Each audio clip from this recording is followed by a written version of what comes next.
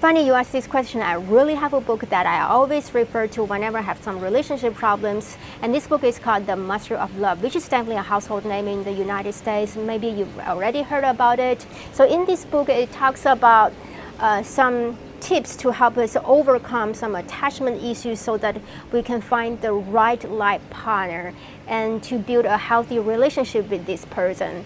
It also mentions that when it comes to looking for a life partner, the most important thing is not about this person's appearance and how much money this person has or this person's professions. The most important thing is to choose the right person, because this is the only factor that will not change throughout your relationship. Isn't it mind-blowing, right? And because when it comes to looking for the one, we always think that we need to come up with a list of criteria instead of spending the time to think that who we need to choose. That's the most important question.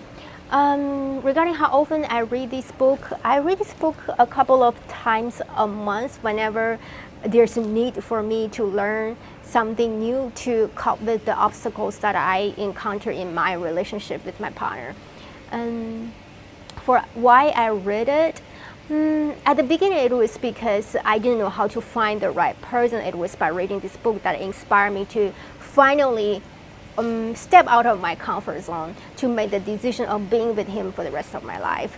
And nowadays it's because, as you know, our relationships have some obstacles and have some bumps. And in order to deal with those difficulties more effectively, I always refer to this book. So it's like a Bible of my relationship. And for what effect the book has on me,